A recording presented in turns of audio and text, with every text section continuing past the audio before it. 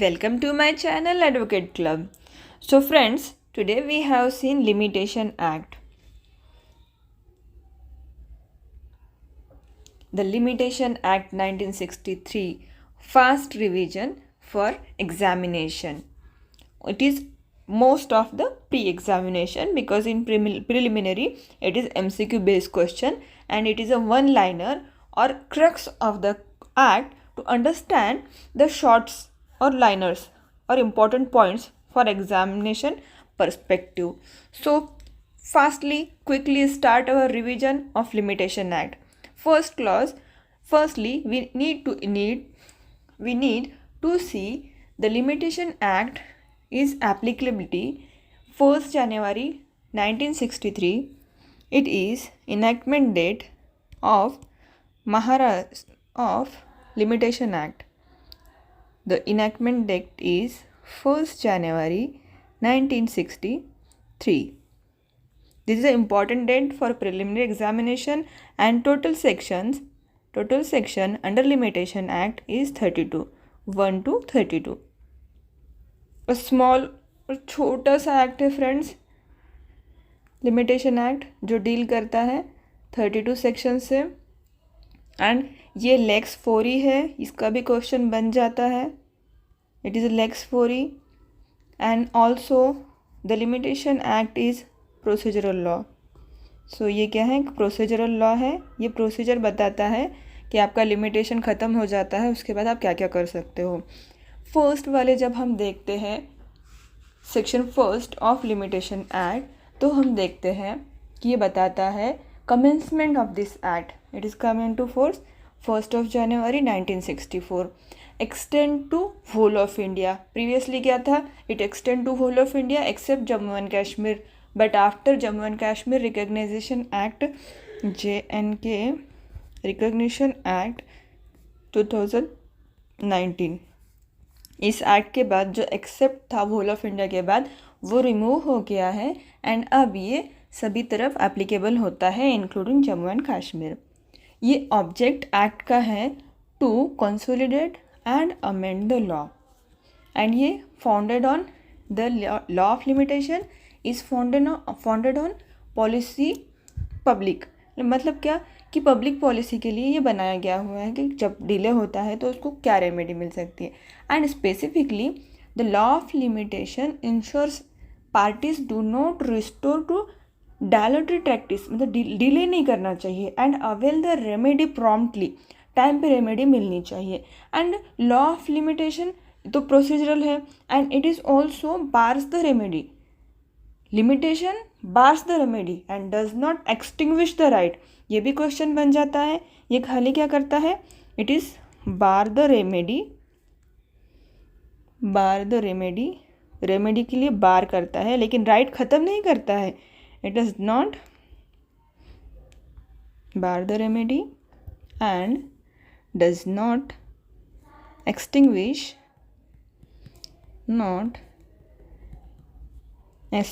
The right. तो ये क्या करता है, राइट जो है वो ख़त्म नहीं करता है, खाली रेमेडी ख़त्म करता है. ओनली रेमेडी ख़त्म करता है, राइट ख़त्म नहीं करता है. ये हो गया basic startup of limitation act. Then आता है पार्ट ऑफ लिमिटेशन के डेफिनेशन का. ये मैंने मेरे नोट्स का जो फर्स्ट पेज होता है जो हम देखते हैं जहाँ पे कंटेंट्स ऑफ होता है, मैं स्पेसिफिकली क्या करती हूँ फ्रेंड्स, वहाँ पर सब कुछ लिख देती हूँ. अब उतना टाइम नहीं है कि फिर से मैं आपको राइट करके दिखा पाऊँ, सो मैंने उसका इमेज कैप्चर कर लिया है और उसी को आपके लिए शॉर्ट नोट्स के लिए ले आई हूँ, तो हम फास्टली रिवाइज कर पाए जिससे कि. तो हम लोग देखते हैं टोटल सेक्शन है सेक्शन 32 एंड इसमें 13 डेफिनेशन है. 13 डेफिनेशन में जो इम्पॉर्टेंट डेफिनेशन है, फर्स्ट वन है 2A एप्लीकेंट इंक्लूड पेटिशनर और through whom applicant derive his right to apply. It is also a applicant and or any person whose state is represented by applicant as executor, administrator or other representatives. It is also a applicant. First A में है applicant and B में है application includes petitioner. Simple one iron है, जो लिखने में time waste नहीं करते, फटफट मैं आपको सुना देती हूँ खाली. देन हम देखते हैं सी में bill of exchange. Bill of exchange include हुंडी एंड चेक, ये याद रखना। बिल ऑफ एक्सचेंज इंक्लूड हुंडी और चेक। देखते हैं कि हम लोग डेफिनेशन भी थोड़ा डिले हो जाएगा इसलिए शॉर्ट कर रही थी। चलिए थोड़ा सा देख लेते हैं सिर्फ जो इम्पोर्टेंट है वो। तो 2C बताता है हमारा डेफिनेशन क्लॉज का bill of exchange. Bill of exchange तो इसमें क्या है, कहीं इंक्लूड बताता है, कहीं नॉट इंक्लूड बताता है। थोड़ा ध्यान रखना इंपॉर्टेंट है हम लोगों के लिए। तो यहाँ पर इंक्लूड किया जाता है हुंडी एंड चेक, ये क्या है, इंक्लूड है। तो यहाँ पर सिर्फ एग्जाम में क्या करेगा, वो नॉट इंक्लूड कर देगा कंफ्यूज करने के लिए, बाकी सब सिमिलर रहेगा। तो वो कंफ्यूज नहीं होना चाहिए, नॉट इंक्लूड नहीं है, इट इज़ इंक्लूडेड। तो ये इंक्लूड करता है। इसके बाद आता है डी बताता है बॉन्ड के बारे में, नॉट स्पेसिफिकली ज़रूरी नहीं है।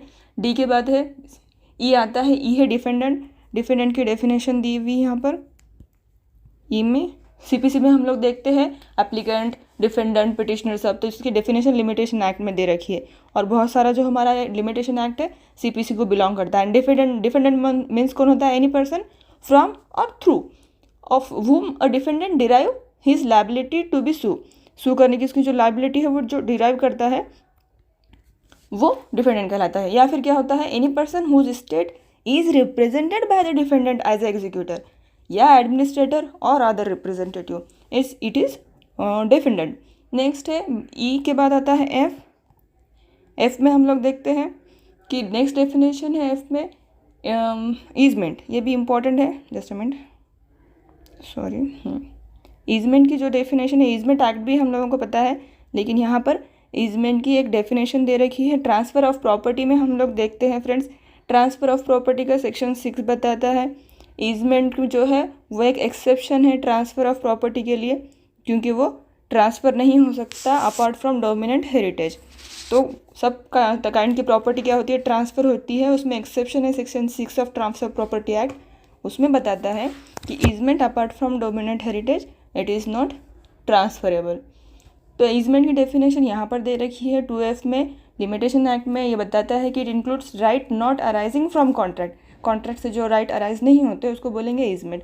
Bye which one person is entitled to remove and appropriate for his own profit any part of the soil belonging to another और एनीथिंग ग्रोइंग इन और अटैच टू और सबसिस्टिंग अपॉन द लैंड और of another. किसी और के land पे हमको जो राइट मिलता है उसको बोलते हैं ईजमेंट का राइट। इतना ही इसमें इम्पोर्टेंट। देन उसके बाद आता है इम्पोर्टेंट हमारे लिए प्लेंटिफ की एक डेफिनेशन इसमें इम्पॉर्टेंट है, 2I में आती है प्लेंटिफ की डेफिनेशन। इसमें भी इतना ही, plaintiff includes any person from और through whom plaintiff drive his right, same as defendant जो हमने देखा था, सेम बताता है। उसके बाद है पीरियड ऑफ लिमिटेशन का एक आ जाता है इम्पोर्टेंट। तो पीरियड ऑफ लिमिटेशन पे क्वेश्चन बन सकते हैं, ये है जे period of limitation. Just a minute, ये थोड़ा इम्पॉर्टेंट है इसलिए बता रही हूँ, यहाँ पर क्वेश्चन बन सकते हैं फ्रेंड्स। पीरियड ऑफ लिमिटेशन, तो पीरियड ऑफ लिमिटेशन क्या बताता है, period of limitation prescribe for any suit, appeal or application by schedule. हाँ, क्या के लिए, सूट के लिए है, अपील के लिए है एंड एप्लीकेशन के लिए है, बाय शेड्यूल।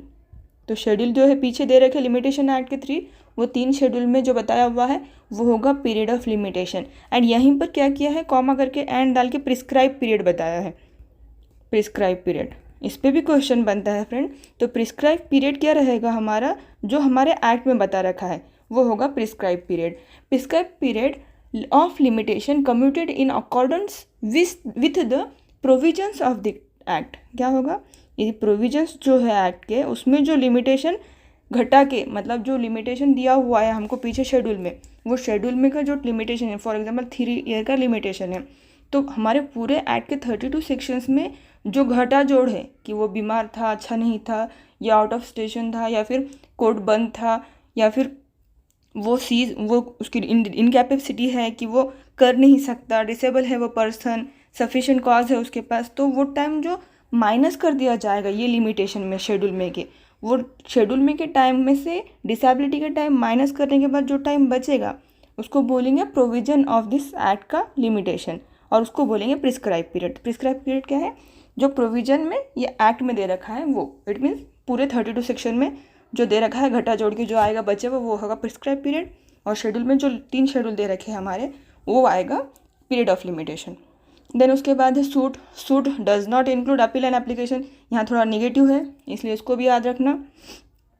तो आया बताता है इसका सूट, तो सूट की डेफिनेशन में जस्ट क्या बताता है, डज नॉट इंक्लूड है। तो ये अच्छे से याद रखिएगा फ्रेंड्स कि यहाँ पर नॉट है, जहाँ नॉट आता है वहाँ पर ध्यान से एमसीक्यू को सॉल्व कीजिएगा आप। तो इसमें क्या इंक्लूड नहीं होता है सूट में, अपील एंड जो है अपील और एप्लीकेशन जो है एप्लीकेशन ये इंक्लूड नहीं करता है सूट में। देन हमारा डेफिनेशन एम है, इसमें टॉर्ट बताता है। टॉर्ट में कुछ खास डेफिनेशन नहीं दे रखी है, जस्ट बताया हुआ है कि एक सिविल रॉन्ग है, tort is a civil wrong. Tort की डेफिनेशन, जैसे हम टॉर्ट का सब्जेक्ट देख चुके हैं ऑलरेडी, एलएलबी में हम लोगों को था। Tort means a civil wrong which is not exclusively the breach of the contract और द ब्रीच ऑफ ट्रस्ट। इसको एक्सक्लूड करके क्या होता है बताइए। ये तो बेसिकली सिर्फ हमारा सेक्शन 2 था, जिसके कुछ इंपॉर्टेंट मैंने आपको बता दिए कि क्या क्या डेफिनेशन से कहाँ कहाँ पे क्वेश्चन बन सकते हैं। देन हम लोग देखते हैं, स्टार्ट करते हैं सीधे से वन लाइनर। और ये जो डेट दिख रही है आप बोलते होगे कि हाँ 1 जनवरी 1964 को आपने इनैक्टमेंट बताया, ये इस डेट पे पास हुआ था ये 1963 पे, एंड 1 जनवरी 1964 को ये एप्लीकेबल हुआ था। इसलिए हम लोग क्या करते हैं 63, जब एक्ट भी है उसमें भी आप देखोगे लिमिटेशन एक्ट 1963 लिखे हुआ है। यहाँ पर है कॉन्करेंट लिस्ट है, अपने काय में आता है ये कॉन्करेंस लिस्ट में जाता है और ये अप्लाई होता है इंसॉल्वेंसी और बैंकक्रप्ट पे जो है लिमिटेशन एक्ट एप्लीकेबल होता है। नॉन एग्जॉस्टिव है, ये एग्जॉस्टिव नहीं है। एंड इसकी नॉन एप्लीकेबिलिटी है कि ये एप्लीकेबल मोटर व्हीकल एक्ट पे नहीं होता है, सीआरपीसी पे। इसलिए सीआरपीसी के कुछ इसमें कवर करते हैं, बट मेनली क्या होता है सीआरपीसी में खुद का लिमिटेशन दे रखा है, इसलिए सीआरपीसी पे भी मोस्ट ऑफ यूज़ नहीं होता है। रिट पिटिशन पे भी लिमिटेशन एक्ट एप्लीकेबल नहीं होता है, बहुत बार प्री के क्वेश्चन बन चुके हैं फ्रेंड्स, याद रखना। And section 25 of Indian contract act पर भी लिमिटेशन एक्ट एप्लीकेबल नहीं होता है। तो आता है हमारा फर्स्ट सेक्शन जो हमने देख लिया है, डेफिनेशन क्लॉज ये भी हम देख चुके हैं, डेफिनेशन इसके। देन आता है कोर्ट सुमोटो। अभी प्रिस्क्राइब पीरियड खत्म होने के बाद क्या है, कोर्ट सुमोटो डिसमिस कर सकता है क्या, ऐसे भी क्वेश्चन बनता है। तो यस, कोर्ट सुमोटो क्या कर सकता है, डिसमिस कर सकता है आफ्टर प्रिस्क्राइब पीरियड। देन हमारा स्टार्ट होता है part 2 of limitation act. Part 2 of limitation act बताता है limitation of suit, appeal and application. ये क्या है स्पेसिफिकली 3-4 हमारे पास कैसा है, लिमिटेशन एक्ट 3 पार्ट में डिवाइड होता है। फर्स्ट पार्ट होता है हमारा डेफिनेशन का, सेकंड जो पार्ट है हमारा वो है लिमिटेशन इन जनरल एस्पेक्ट, वो डील करता है सेक्शन 3 to 11 तक। ये जो पार्ट है हमारा 3 का, ये डील किस में करता है, तो ये जनरल एक्सपेक्ट जो है वो लिमिटेशन एक्ट के वो डील करता है। नेक्स्ट उसका थर्ड जो पार्ट है वो commutation of period of limitation में होता है। उसमें 2 पार्ट आते हैं फ्रेंड, एक आता है एक्सक्लूजन एंड दूसरा आता है इफेक्ट, वो भी हम देखेंगे। दूसरा इसमें आता है हमारा इफेक्ट जो स्टार्ट होता है, यस यहाँ पर मैंने डालना भूल गई क्या, 16 से जो होता है स्टार्ट होता है वो इफेक्ट आता है यहाँ पर। ओके चलो हम यहाँ ले लेते हैं इफेक्ट। इस तरह से ये 3 पार्ट में डिवाइड होता है, इफेक्ट, एक्सक्लूजन एंड एक्सेप्शन। तो फर्स्ट जो पार्ट है हमारा वो है एक्सेप्शन का, कि क्या क्या एक्सेप्शन हो सकते हैं इसमें। जनरल रूल क्या है, लिमिटेशन एक्ट क्या होता है सभी पे, bar of limitation. Section 3 after period dismiss, ये क्या होता है, इट मीन्स पीरियड ख़त्म होने के बाद जो सूट लगा सकते हैं, कौन कौन लगा सकते हैं, तो सीआरपीसी के सेक्शन 468 सीआरपीसी भी सेम बात करता है बार ऑफ लिमिटेशन की। आफ्टर पीरियड मतलब पीरियड ख़त्म होने के बाद क्या होगा, डिसमिस्ड हो जाएगा आपका जो सूट होगा। सुमोटो भी कर सकता है कोर्ट, इसमें सूट, अपील और एप्लीकेशन तीनों इंक्लूड हो गए, और बर्डन ऑफ प्रूफ जाएगा डिफेंडेंट पे। इसमें कौन कौन एप्लीकेबल हो गए, थोड़ा सा कम करते हैं, इसमें suit, appeal and application section 3 में तीनों भी इंक्लूड है। देन सेक्शन 4 बताता है expiry of prescribe period when court is close. जब कोर्ट बंद रहेगा तो क्या होगा, जब वो नेक्स्ट डे पे रीओपन होगा तो on the day when court reopen you can file. तो जो एग्जम्पशन है टाइम, इसमें से लिमिटेशन जो है वो जिस दिन कोर्ट बंद था वो माइनस हो जाएगा। और ये डील करता है सेक्शन 471 ऑफ सीआरपीसी में भी सेम बात करता है। देन है मेन हमारा सेक्शन जो बोलते हैं हर एक्ट में एक मेन सेक्शन होता है। तो लिमिटेशन एक्ट का एक स्पेसिफिक जो सेक्शन है मेन, वो है लिमिटेशन एक्ट का section 5, extension of period in certain cases. It means आप एक्सटेंड कर सकते हो पीरियड को। इन जनरल हम इसको कंडोनेशन ऑफ डिले का एप्लीकेशन भी बोलते हैं, जो कोर्ट में हर कोई डिले होने पे लगाता है ना, कंडोनेशन ऑफ डिले, वो यहीं पर है, जो सेक्शन 5 को कंडोनेशन डिले भी बोला जाता है। अगर आप कंडोनेशन डिले के एप्लीकेशन में इट मीन्स सफिशिएंट कॉस्ट बताते हो कि आपको कुछ सफिशिएंट कॉस्ट था, देन आप क्या कर सकते हो, ये डिले जो है 3 में बताता है कि 12 ऑफ लिमिटेशन, टाइम खत्म होगा, आपका सूट जो है डिसमिस हो जाएगा, बराबर है, डिसमिस हो जाएगा। लेकिन सेक्शन 5 बताता है कि अगर आप सफिशिएंट कॉस्ट बताते हो तो वो डिसमिस जो हुआ है सूट, उस पर क्या हो सकता है, उसको टाइम बढ़ा के मिल सकता है। सेम प्रोविजन डील करता है सेक्शन 473 ऑफ सीआरपीसी में भी, लिमिटेशन बढ़ा के लिया जा सकता है। वो सीआरपीसी के, मैंने बताया था आपको पहले ही, लिमिटेशन सीआरपीसी पे मोस्टली एप्लीकेबल नहीं होता है, बिकॉज वहाँ पर ऑलरेडी लिमिटेशन उसके दे रखे। तो मैं साथ ही साथ कंबाइन करते चल रही हूँ कि सीआरपीसी के सेक्शन 473 में भी सेम क्लॉज बताता है। और जो हमारा कंडोनेशन ऑफ डिलेड में सेक्शन 5 है, ये एप्लीकेबल होता है अपील एंड एप्लीकेशन पे। अपील एंड एप्लीकेशन पे क्या होता है, अप्लाई होता है ये। और ये एप्लीकेबल किस किस पे नहीं होता, ये एग्जीक्यूशन प्रोसीडिंग पे एप्लीकेबल नहीं होता, ये सूट पे एप्लीकेबल नहीं होता, ट्रिब्यूनल पे भी एप्लीकेबल नहीं होता, एक्सटेंशन ऑफ पीरियड और आर्बिट्रेशन पे भी नहीं होता है, एप्लीकेबल नहीं होता एक्सटेंशन ऑफ पीरियड का जो सेक्शन 5 है। तो सिर्फ अपील और एप्लीकेशन के लिए ही ये कंडोनेशन डिले, अगर सफिशिएंट कॉज बताते हो आप, देन ये डिले कंडोन किया जा सकता है। एनी अपील क्लॉज जो है सेक्शन 5, ओपनिंग वर्ड यही है सेक्शन 5 की, कि provide that any appeal or any application. तो opening word of the section 5 is appeal or application other than application under any of the provision of order 21 और CPC, उसको छोड़ के, may be admitted after the prescribe period if the appellant or the applicant satisfied the court that he had sufficient cause for not preferring that appeal और making application with in such period. ऐसा बोल के section की opening क्या है, appeal application, तो उतने पे ही एप्लीकेबल होता है। एंड अब बोलोगे सूट कहाँ पर कर सकते हो, तो सूट CPC में ऑर्डर 7 रूल 6 में बताता है कि आप सूट को अगर डिले होता है तो वहाँ पर कंडोन करने का एक प्रोविजन दे रखा है। नेक्स्ट है section 6, legal disability. Legal disability यानी किसी पर्सन को कुछ डिसेबिलिटी है, लाइक वो माइनर है, इनसेन है, इडियट है, तो क्या होगा, उसको डिसेबल माना जाएगा और जब तक वो सीज नहीं हो जाती तब तक उसका टाइम डिले करके मिला जाएगा। पीरियड एक्सटेंड होता है टिल लीगल डिसेबिलिटी उसकी सीज नहीं हो जाती। और अगर लीगल डिसेबिलिटी है और वो पर्सन डेथ हो जाता है तो उसके लीगल एलार्स जो है, डेथ होने के बाद उसके एलार्स भी क्या कर सकते हैं, वो सूट लगा सकते हैं। और इसमें क्या होता है, इसमें अपील नहीं होती है, अपील का कोई प्रोविज़न इसमें दिया हुआ नहीं है। एंड इसमें for this section minor include child in home भी इसमें इंक्लूड किया गया है। जब भी where a person is entitle institution of suit make an application for the execution of decree. Then है section 7, disability of one of several person. तो 4-5 लोग हैं, उसमें से कुछ पर्सन डिसेबल्ड है, तो टिल वो सब पर्सन क्या हो गया, लीगल डिसेबिलिटी सीज नहीं होती तब तक कोर्ट वेट करेगा। और उसमें से कोई वन कंपेटेंट है, लाइक कर्ता ऑफ द फैमिली है, और उसके करने से हो सकता है, तो नॉट नेसेसरी कि वो वेट करे, वो अकेला भी सूट को दाखिल कर सकता है। देन सेक्शन 8 है स्पेशल एक्सेप्शन। स्पेशल एक्सेप्शन है राइट टू प्रियम्पशन पे and extend up to 3 year after death of disability. तो 3 ईयर और प्रियम्पशन इज एन एक्सेप्शन। जो सेक्शन 6 एंड 7 में बताया हुआ है लीगल डिसेबिलिटी का कि ये सीज होने तक अप्लाई नहीं कर सकते, तो ये 6 और 7 के वास्ते है।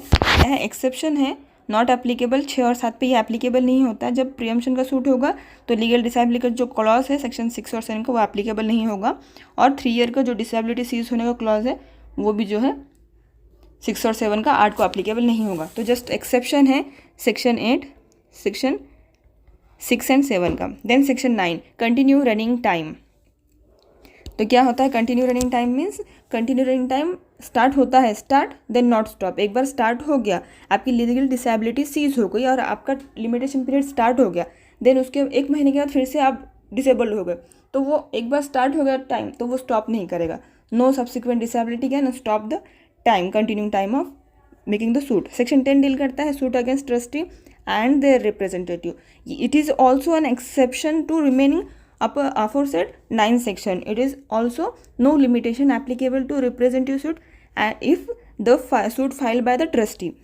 एंड ये सेक्शन आर्टिकल 92 और 96 हमारे जो लिमिटेशन एक्ट में पीछे शेड्यूल दिया हुआ है वहाँ पे आर्टिकल 92 जो बात करता है वो ट्रस्टी से रिलेटेड बात करता है, और वहाँ पे 12 ईयर का लिमिटेशन दे रखा है, सिर्फ वो कनेक्टिंग है इसलिए मैंने यहाँ पर डाला है, इसका इससे कोई कनेक्शन नहीं है। देन आता है हमारा ट्रस्टी, ये देख लिया आपने, ट्रस्टीजन ट्रस्टी और ट्रस्टी के रिप्रेजेंटेटिव पे लिमिटेशन एप्लीकेबल नहीं होगा। देन है section 11 suit on contract enter into outside the territory to which the act is extended. तो इसमें दो पार्ट आते हैं, suit instituted in covered area, मतलब जिस एरिया पे लिमिटेशन एप्लीकेबल होता है वहाँ पर लिमिटेशन एक्ट लगेगा, and rule of limitation of uncovered area जहाँ पर लिमिटेशन एप्लीकेबल नहीं होता है। सेक्शन जो बताता है हमारा ऑलरेडी उसमें Jammu and Kashmir and foreign law दिया हुआ है, लेकिन जम्मू एंड कश्मीर को 19 के बाद तो एप्लीकेबल हो गया, तो बचा क्या है foreign country.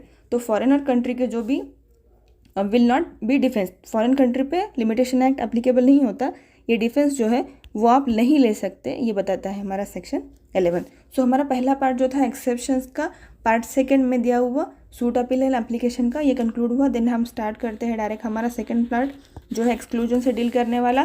Part third commutation period of limitation. तो पीरियड ऑफ लिमिटेशन कहाँ से स्टार्ट होता है, कहाँ से उसको काउंट करना स्टार्ट करेंगे हम, ये बात करता है हमारा चैप्टर थर्ड। एक्सक्लूजन की टाइम, कौन सा टाइम एक्सक्लूड किया जाएगा, गिना नहीं जाएगा। तो सेक्शन 12 बताता है exclusion of time in legal proceeding. First day जो आप दाखिल करते हो सूट, वो फर्स्ट डे क्या हो जाएगा, उसमें से एक्सक्लूड हो जाएगा। जजमेंट का जो दिन रहेगा वो एक्सक्लूड हो जाएगा, एंड जो कॉपी लेने में टाइम लगा है आपको, copy of the awarded shall be executed. तो ये सेक्शन 12 के 2, 3 एंड 4 सब क्लॉजेस में बताता है। फर्स्ट सब क्लॉज का क्या बताता है, day from which such period to be record shall be exclude हो जाता है। देन थर्ड 13, 16 पूरा वही बताता है। इन शॉर्ट क्या आएगा, फर्स्ट डे, जजमेंट डे और कॉपी टाइम एक्सक्लूड हो जाएगा, इतना ही बताता है सेक्शन 12। सेक्शन 30 है as a proper suit, as a proper जो फाइल करते हैं, जो ऑलरेडी हमने देख रखा है कहाँ पर आता है, ऑर्डर 33 ऑफ CPC में बताता है कि प्रॉपर सूट की बात करता है, वहाँ पे इंडिजेंट पर्सन की बात करता है। Special suit of the CPC और ऑर्डर 33 में बताता है, तो वो यहाँ पर बताया हुआ है कि उसका टाइम कब एक्सक्लूड किया जाएगा। Exclusion of time in case where leave to sue or appeal as a proper is applied for. तो वो obtaining leave to sue proper, वो लीव का जो एप्लीकेशन लगाता है कोर्ट में, वो टाइमिंग क्या होगा, जब तक वो एप्लीकेशन एक्सेप्ट नहीं होगा तब तक का वो टाइमिंग जो होगा। अगर रिजेक्ट होता है तो वो जो एप्लीकेशन से रिजेक्शन का टाइम रहेगा कोर्ट में का, वो वेव हो जाएगा, एक्सक्लूड हो जाएगा, ये बताता है हमारा सेक्शन 13। और अगर हाई कोर्ट में लगा रहे हो आप तो 60 डे का लिमिटेशन है, और अदर कोर्ट में 30 डे का लिमिटेशन आता है सेक्शन 13 के नीचे। देन है section 14 exclusion of time of proceeding bona fide in court without jurisdiction. तो जहाँ जुरिस्डिक्शन नहीं होगा वहाँ पर आपने गए हो, बोनाफाइड इंटेंशन आपका गलत नहीं था, बोनाफाइड प्रोसीडिंग थी, ड्यू डिलीजेंस था, गुड फेथ में थे, देन क्या हो जाएगा, वो जो टाइम रहेगा जो रॉन्ग कोर्ट में गए थे आप विदाउट जुरिस्डिक्शन के, वो टाइम एक्सक्लूड हो जाएगा। एंड अगर एक्सक्लूड हो जाएगा तो उसको रेमेडी क्या मिलेगी, तो रेमेडी बताता है हमारा CPC ऑर्डर 7 रूल 10 की वो जो रेमेडी उसको मिलेगी कि वो कोर्ट क्या करेगा, उसको रिटर्न कर देगा। रिजेक्ट नहीं होता है यहाँ पे फ्रेंड्स, ये एक ही है CPC में ऐसा जहाँ पर रिटर्न किया जाता है उसको, प्लेंट जो बोनाफाइडी प्रोसीडिंग कर रहा था without jurisdiction, then the plaint उसने जो दाखिल किया है वो रिटर्न होता है, उसको ये बोला जाता है कि प्रॉपर जुरिस्डिक्शन में आप ले जाके उसको फाइल करो। देन है section 15। Section 15 deals with exclusion of time in certain other cases. तो वो अदर केसेस क्या क्या है, अदर केसेस में 5 केसेस बताए हुए हैं जो डील करता है। CRPC के 470 में भी सिमिलर प्रोविजन होते हैं, वहाँ पर डील करता है। तो इसके जो 5 मेन हैं वो हम देखते हैं। The time continuous of injunction order, तो इंजंक्शन ऑर्डर का जो टाइम होता है वो भी इसमें एक्सक्लूड किया जाएगा। The consent on section of government or authority to sue if required. अब जैसे कि हम देखते हैं CPC में है सेक्शन 80। सेक्शन 80 क्या बताता है CPC का, कि गवर्नमेंट का सेक्शन लगेगा, गवर्नमेंट की अथॉरिटी के अगेंस्ट जो भी सूट लगाना है तो आपको क्या करना पड़ेगा, सैंक्शन लेना पड़ेगा गवर्नमेंट से। तो इस तरह से अगर कहीं सैंक्शन लेना होगा गवर्नमेंट से या फिर कोई कंसेंट लेना होगा तो जितना टाइम लगेगा वो अथॉरिटी से सैंक्शन लेने में, वो भी इसमें एक्सक्लूड कर दिया जाएगा। थर्ड बताते हैं कि 3 month from appointment of such receiver और लिक्विडेटर। अपॉइंटमेंट रिसीवर करते हैं या लिक्विडेटर, तो वहाँ से 3 महीने का जो टाइम है वो एक्सक्लूड कर दिया जाएगा। Time during proceeding of set aside sale, जो सेट असाइड सेल करने का जो टाइम होता है वो भी क्या होगा, एक्सक्लूड किया जाएगा। In suit for possession by purchaser. Then है हमारा 5th जो है एक्सक्लूजन, कि time during which defendant absent है, आउट ऑफ इंडिया है, तो पीरियड ऑफ नोटिस जो होगी उसको दी हुई वो क्या होगा, इसमें से एक्सक्लूड हो जाएगा। तो इस ये हमारे जो 15 सेक्शन कंप्लीट हो गए फ्रेंड्स एक्सक्लूजन के। पार्ट थर्ड हमारा इस तरह से हमने देखा। अब हम देख रहे हैं section 16, effect of death or on or before accrual of the right to sue. तो क्या इफेक्ट होता है? सूट कैन बी फाइल एलास डिसेंडिविन not applicable to, okay. Then एक इम्पॉर्टेंट है फ्रेंड, 16-15 में ये एप्लीकेबल नहीं होता है। देन सेक्शन 16, डेथ के बाद क्या इफेक्ट आता है? 90 डे का उसको लिमिटेशन मिलेगा फाइल करने के, डेथ होने के बाद लिमिटेशन को एलआरस को रिकॉर्ड पे लेने के लिए भी सीपीसी में हमने देख रखा है ऑलरेडी। तो इसको जो एक्सेप्शन है वो एक्सेप्शन है इसका, ये है first and second not applicable. तो काय के लिए एप्लीकेबल नहीं है फ्रेंड्स? फर्स्ट वाला इसमें क्या है, एलआरस बिकम कैपेबल। सेक्शन 60 क्या बताता है? When LRs become capable institution of suit. Second है इसमें suit can be file by LRs of deceased defendant. तो एप्लीकेंट जो होता है डिफेंडेंट, बोथ को राइट है या डिफेंस करने के लिए डिफेंडेंट की डेथ होने के बाद एलआरस को रिकॉर्ड पे लिया जाएगा, या एप्लीकेंट की डेथ हो जाती है तो एलआरस को रिकॉर्ड पे लिया जाएगा सूट इंस्टीट्यूट करने के लिए। तो ये दोनों भी जब है एप्लीकेबल कहाँ पर नहीं होते, राइट ऑफ प्रीएम्पशन जो है वहाँ पर एप्लीकेबल नहीं होगा ये रूल। और पोजेशन ऑफ इमूवेबल प्रॉपर्टी है तब भी ये रूल एप्लीकेबल नहीं होगा। एंड हेरिडेटरी ऑफिस, ये तीन पे ये जो है रूल एप्लीकेबल नहीं होगा। कौन सा? ये फर्स्ट एंड सेकेंड। एंड जो हेरिडेटरी ऑफिस का लिमिटेशन होता है वो होता है 12 ईयर एंड 90 डेज एलआर को रिकॉर्ड पे लेने के लिए लगता है लिमिटेशन, 90 डेज का लिमिटेशन एलआर को रिकॉर्ड पे लेने के लिए। ओके फ्रेंड्स, ये हो गया इफेक्ट। देन हम देखेंगे सेक्शन 17 फ्रॉड। कॉन्ट्रैक्ट एक्ट के सेक्शन 17 में भी फ्रॉड ही डिफाइन है फ्रेंड्स, तो याद रखना कॉन्ट्रैक्ट में भी 17 फ्रॉड है और लिमिटेशन में भी 17 फ्रॉड है, रिमाइंड रखने के लिए बोल रही हूँ सिर्फ। 10 इफेक्ट ऑफ फ्रॉड और मिस्टेक। जब फ्रॉड डिस्कवर होगा, when fraud is discoverable by due diligence, तो और discoverable due diligence not applicable to bona fide acquire. ये किसको बोनाफाइड नहीं है जो पर्सन, उसको एप्लीकेबल नहीं होगा, नॉन बेनिफिशियरी को एप्लीकेबल नहीं होगा। When fraud is discovered not applicable bona fide, okay. इसमें 1 ईयर का लिमिटेशन है, नो अपील नहीं होगी, 17(2) में बताता है ये। देन है section 18 effect of acknowledgement in writing before expiration of prescribe period जो होता है इसमें। तो before expiration of prescribe period अगर आप साइन करते हो, एक्नॉलेज करते हो रिटर्न में, तभी ये काम का होगा, अदरवाइज कुछ काम का नहीं होगा। और क्या होता है, क्या काम होगा? बिफोर एक्सपायरेशन ऑफ पीरियड आप रिटर्न में एक्नॉलेज करते हो तो फ्रेश पीरियड इसका स्टार्ट हो जाता है और उसमें कोई अपील नहीं होती है। ये हमने 17 का देखा, सॉरी ये 17 का है, ओके। 1 ईयर की जो लिमिटेशन है और इसको फ्रेश पीरियड मिल जाता है, ये हम 18 में देख रहे हैं। Fresh period when acknowledgement is right in short. And section 19 है effect of payment of account of डेब्ट और ऑफ इंटरेस्ट। और ये जो सेक्शन 18 था ना एक्नॉलेजमेंट का, वो ओरल नहीं होना पड़ता है फ्रेंड, स्पेसिफिकली आपको रिटर्न ही होना पड़ेगा, no oral. Section 19 effect of payment, अगर डेब्ट आपने आधा दे दिया है और आपने बोला है लीगेसी कि मुझे टाइम चाहिए, फ्रेश पीरियड स्टार्ट हो जाएगा 19 में, पेमेंट ऑफ डेट, इंटरेस्ट और लीगेसी। अगर आप दे देते हो इंटरेस्ट ऑन लीगेसी और पेमेंट ऑफ डेट करते हो तो फ्रेश पीरियड आपका क्या है, फिर यहाँ से भी स्टार्ट हो जाता है। Made before expiry period of limitation. यहाँ कल अपना लिमिटेशन खत्म होने वाला था, आज आपने पेमेंट दे दिया उसको आधा और उसको बोला कि बाकी रिमेनिंग मैं आपको फिर देता हूँ, वैसा होता है इसमें legacy. Fresh period payment of debt was made, जब आप पेमेंट करते हो तो हो जाता है, रिटर्न और साइन होना पड़ेगा ये भी specifically. And effect of acknowledgement और पेमेंट ऑफ अनदर पर्सन। तो एक्नॉलेजमेंट का इफेक्ट 20 में बताया हुआ है, 18 जो है उसको कनेक्टेड है सेक्शन 20। ऑथोराइज एजेंट भी कर सकता है, वैलिड है वो। लॉफुल गार्डियन भी कर सकते हैं, कमिटी कर सकती है, मैनेजर ऑफ हिंदू करता अनडिवाइडेड फैमिली के जो होंगे वो भी क्या कर सकते हैं, एक्नॉलेज कर सकते हैं on behalf of the person who given returning admission. जो भी रिटर्न में करेगा उसके बिहाफ में भी किया जा सकता है। देन है सेक्शन 21 इफेक्ट ऑफ सब्सिस्टिंग और एडिंग न्यू प्लेंटिफ। तो न्यू प्लेंटिफ और डिफेंडेंट को ऐड करने के बाद इफेक्ट क्या होगा, तो पीरियड स्टार्ट होगा from the date of addition, जब उसको ऐड किया जाएगा तब से जो है पीरियड स्टार्ट हुआ ऐसा माना जाएगा। और गुड फेथ होगा तो उसके प्रीवियस से भी अर्लियर से भी क्या कर सकते हैं, कुछ गुड फेथ में नेसेसरी होगा तो प्रीवियस में भी उसको अर्लियर भी ऐड किया जा सकता है, ऐसा बोला जा सकता है। देन है कंटिन्यूस ब्रीच एंड टॉर्ट। तो कंटिन्यूस ब्रीच एंड टॉर्च का सिमिलर जो सीआरपीसी का प्रोविजन है वो डील करता है सेक्शन 472 ऑफेंसेस से, कि कंटिन्यूस ब्रीच ऑफ टॉर्ट होता है तो किस तरह से उसको लिमिटेशन है वो वहाँ बताया हुआ है। सेम यहाँ है fresh period of every stage. जिस भी स्टेज पे कंटिन्यूस ब्रीच है, ना भी ब्रीच हुआ, फिर आगे ब्रीच हुआ, फिर उसके आगे ब्रीच हुआ, तो कंटिन्यूस जहाँ जहाँ ब्रीच होते जा रहा है हर ब्रीच के बाद फ्रेश पीरियड मिलता जाएगा। सिमिलर प्रोविजन है 72 का CRPC में कि जहाँ जहाँ ब्रीच हो रहा है वहाँ जहाँ जहाँ ऑफेंस हो रहा है तो कंटिन्यूसली उस ऑफेंस के टाइम पे उसको क्या होगा, न्यू पीरियड कंटिन्यूस मिलता रहेगा। सेक्शन 23 है suit for compensation for act not actionable without special damage. ये स्लैंडर भी बोला जाता है इसको। हम देखते हैं कि स्लैंडर और लिबल दो प्रकार के क्या होते हैं, डिफामेशन होते हैं कहीं से ना कहीं। तो स्लैंडर में और लिबल में डिफामेशन क्या होता है, स्लैंडर में जब कोई स्पेशल इंजुरी कॉज होती है, स्पेशल डैमेज होता है तो लिमिटेशन मिलता है उसको। और लिमिटेशन में पीछे जो शेड्यूल है वहाँ पर 1 ईयर का इसको लिमिटेशन भी दे रखा है और वहाँ पे लिखा है कि टाइम व्हेन इंजुरी रिजल्ट होगी वहाँ से उसको पीरियड ऑफ लिमिटेशन स्टार्ट होगा 1 ईयर सूट फाइल करने के लिए। और लीबल बता रखा है सेक्शन 455 में CRPC में। अगर लीबल होता है मतलब रिटर्न कोई डॉक्यूमेंट्री किसी की बुराई करता है, डिफॉर्मेशन करता है, तो सेक्शन 455 में आप उसको CRPC के लिमिटेशन में लिमिटेशन है। और सिविल के लिए यहाँ पर वो बताया हुआ है लिमिटेशन।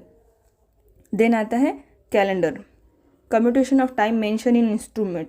तो टाइम किस तरह से कम्यूट करना है, तो यहाँ सिर्फ एकलौता एक लिमिटेशन एक्ट बताता है कि ग्रेगोरियन कैलेंडर, ये डिफरेंट है इसलिए याद रखना ज़रूरी है। देन आता है हमारा पार्ट 4 जो डील करता है acquisition of ownership by possession. यहाँ पर है acquisition of easement by possession. तो क्या होता है कि इसमें गवर्नमेंट को 30 डे मिलते हैं एंड अदर जो लोग होंगे उनको 20 डे मिलते हैं एंड नोटिस का 1 ईयर मिलता है गवर्नमेंट को। और ये -20 में से -2 हो गए, it means 18 year plus 2 year total मिला के 20 ईयर हो जाएंगे। और पब्लिक राइट, नेचुरल राइट और पब्लिक वे को जो होगा ये एप्लीकेबल नहीं होगा, एक्विजिशन ऑफ ईजमेंट होगा तो ओके। और सेक्शन 26 है उसके बाद exclusion in favour of reversioner of servient tenement easement has been enjoy from 20 year. तो ईजमेंट हमने देखा था, इसमें एक डेफिनेशन है ईजमेंट की लिमिटेशन एक्ट में स्टार्ट में। तो वो जो राइट इंजॉय कर रहे थे हम किसी की प्रॉपर्टी पे वो कंटिन्यूसली 20 ईयर बिना किसी के डिस्टर्बेंस की यूज़ करा हुआ होना चाहिए और सूट दाखिल करने के within 3 year next. It means suit दाखिल करने को 3 ईयर का लिमिटेशन मिलेगा और 20 ईयर तक उसने पोजीशन में रहना चाहिए। तो 17 + 3 मिला के ये 20 ईयर होगा, ना कि 20 + 3 होगा। देन उसके बाद आएगा section 27 extinguish of right of to property. तो ये क्या करता है, जो हमने पहले ही देखा था, only right after limitation and not remedy. तो क्या होता है, लिमिटेशन के बाद जो है रेमेडी ख़त्म नहीं होती, खाली राइट ख़त्म होता है सूट फाइल करने का। और ये सब्सटेंटिव लॉ की बात करता है, 3 ईयर का जो है हमको टाइम मिलता है, लिमिटेशन मिलता है दाखिल करने के लिए। देन है last part miscellaneous chapter 5, total 5 chapter थे इसमें और इसका मिसलेनियस जो चैप्टर है इसके 2 प्रोविजन जो है लास्ट के वो रिपील्ड है।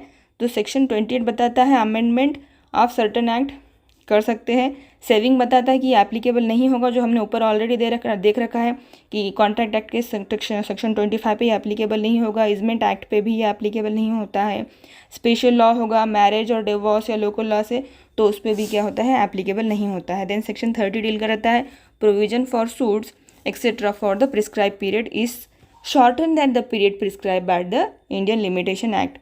तो 7 year 90 day next after commencement तक, ये एक्ट कमेंसमेंट होने के बाद तक कब तक वो चलना चाहिए था उसके सेविंग क्लॉज बता रहा है ये खाली। तो इसमें बताना था कि सेक्शन 31 क्या है, प्रोविजन एज टू बार्ड और पेंडिंग सूट एक्सेट्रा, जो अभी कुछ नेसेसरीली बचा नहीं है। और सेक्शन 32 था वो ऑलरेडी रिपील हो चुका है। तो फ्रेंड्स इस तरह से हमने पूरा की पूरा देख लिया लिमिटेशन एक्ट इन शॉर्ट में क्या बताता है, कहाँ कहाँ पे क्या इंपॉर्टेंट पॉइंट है, सब हमने डील किए। चलिए friends, bye bye for today. Thanks for watching. Please like, subscribe to my channel. Bye bye. Best of luck for your exam also.